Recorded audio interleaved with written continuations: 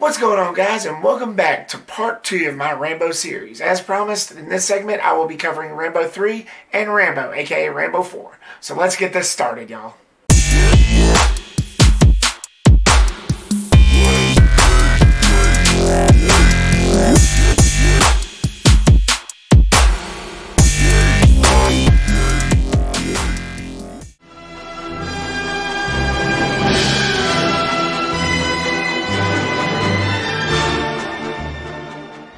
Rambo 3 came out in 1988. After refusing to help Afghan rebels against the Soviet invasion in Afghanistan, John Rambo mounts a one-man mission to rescue his friend Colonel Trautman from formidable invading Soviet forces. As usual, the positive, folks. My main man, Sylvester Stallone, once again returns as John Rambo. And like with the first two, he gave an amazing performance. There's nothing held back. It was well done. As usual, this character is one of his most iconic roles. This is his shine. Of course, Richard Crenna returns as Colonel Trautman. He gave an amazing performance. Sadly, this is the last Rambo he did before he passed away in January of 2003. So may he rest in peace. The cinematography and the lighting was done really well. It was pieced together very good. The lighting, it was pretty good. I liked the way they pieced it together. The cinematography and the lighting was done pretty well. Of course, this one was set in the desert, so it does have a different feel to it.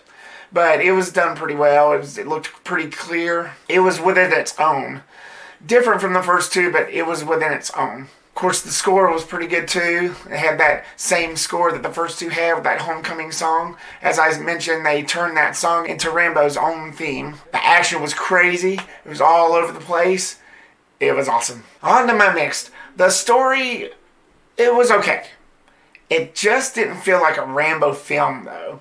As I said before, this takes place in the desert, and he deals with trying to help the rebels, the Afghan rebels, fight these Russian Soviet guys that invade him and just attacks him for no reason. These movies are just straight up war movies. Fictional, but war movies. Something that very well could happen. I did like the fact that his friend gets captured, and that kind of ups the stakes a little more from what I mentioned that upped the stakes in the last one. Just the fact that his old friend, the only friend he ever trusts that he actually says in the other movies, just gets captured by these bad guys, and once he finds out about that, it's on. Never leave a friend behind. Never leave a man behind in war, especially. I think that's what gave me hope for this. Even though it felt very different, that aspect of the plot, it was pretty tense. Like I said, it upped the ante and it upped the tensity as well. Plus, it gave Colonel Trautman a lot more to do. Like in the first two, he was like a side character. This, they made him a part of the movie, a part of the actual plot. The feel and look of this, as I said before, it was different. It just didn't feel like a Rambo film to me. I'm so used to seeing him in the jungle. That's where I think he belongs, and that's where I think he does what he does best. Taking out the bad guys, blending in, covering himself with mud, camouflaging himself, doing whatever he has to do. This one, yes, they have several scenes in like caves and stuff, which they had the same things like that in the others, but it just didn't feel the same. As I said, it was set in the desert, and it was more open. To me, that's not really a proper setting for a Rambo film. I still think it was tons better than the first, but it didn't up it from the second, if you get what I'm saying. But hey, that's just my view. Plus, with the whole Afghan plotline, I don't know how good that would do if something like this was made nowadays with the war that's actually going on now. The whole plotline that it showed in this movie, it probably wouldn't go that well, but who knows. But I'm just saying, times have changed. This is like a 30-year-old movie now. So, lots has happened, especially with the subject at hand. My final thoughts, even though it was different, it was another great addition to the Rambo franchise. They did something different, something completely off the grid, and hey, I have no problem with Hollywood making sequels different than the others. That's what you're supposed to do. But there's a certain limit to it. I still thought this was a decent enough addition, though it didn't quite live up to Rambo First Blood Part 2. It was still decent enough. Had plenty of action. The choreograph and the cinematography and the way it was shot, it was still pretty good. Sylvester Stallone is awesome as usual. That being said, I'm giving Rambo 3 a B-. So what did you think of Rambo 3? Leave me your comments down below and give me your thoughts. Now on to Rambo.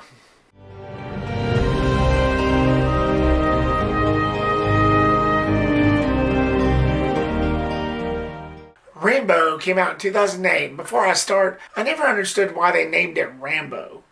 They could have named it Rambo 4 or John Rambo, but it's just plain Rambo. After a group of Christian aid workers is kidnapped by ruthless infantry units in Burma, John Rambo teams up with a group of mercenaries to rescue them and bring them back. Rambo First Blood Part 2, you may have met your match. Moving on to the positives.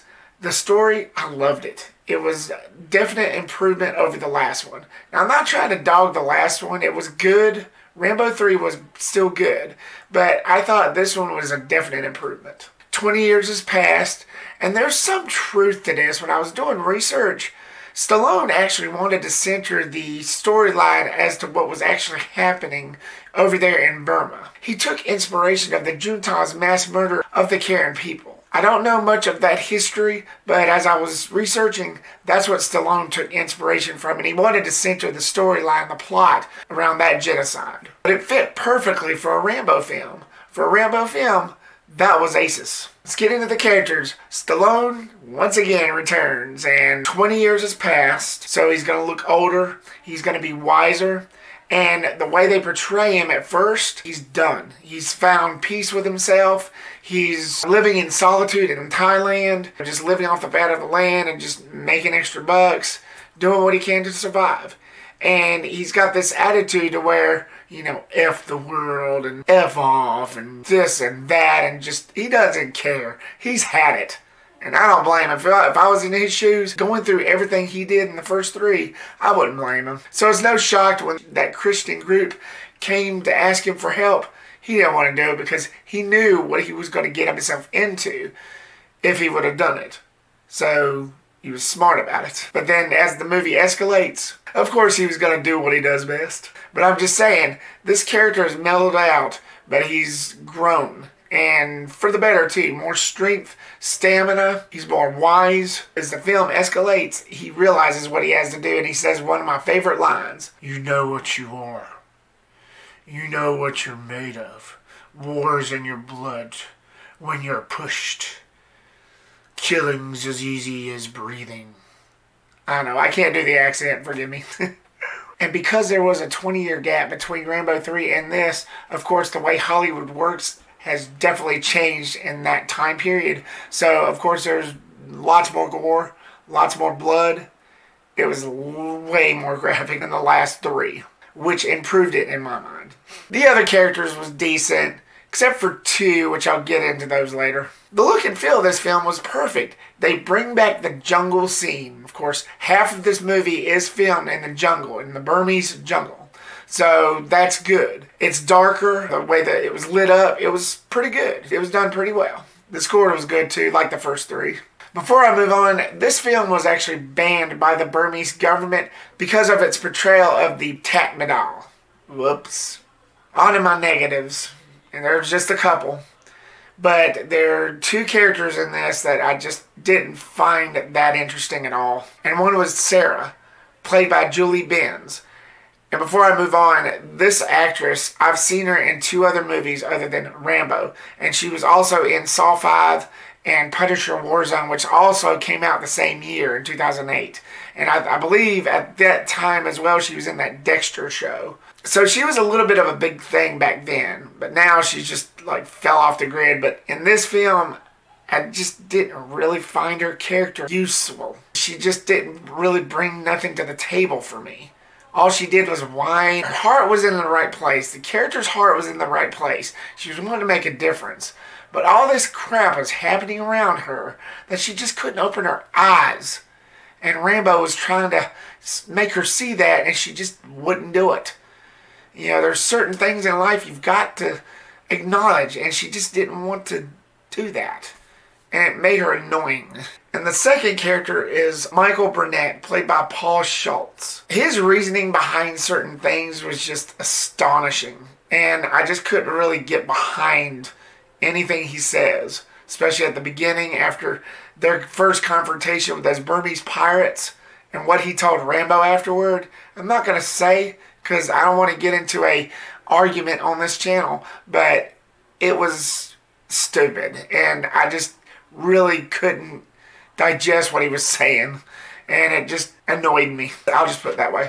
My final thoughts, this was tons of fun, lots of action, our true Rambo fans' joy. I'm giving Rambo an A-. Despite those negatives, I believe that's the rating this movie deserves. So Rambo, what did you think of this film? Leave me your comments down below and give me your thoughts. Thank you so much guys for watching this 2-part series episode. My review for Rambo Last Blood should be out by this weekend, hopefully by Friday. I will be seeing it on premiere night, Thursday night, so hopefully I will be getting it out by Friday. I'm so excited guys, I can't wait. Stay tuned for more videos and reviews coming soon to a computer screen or cell phone near you. Peace the rip out.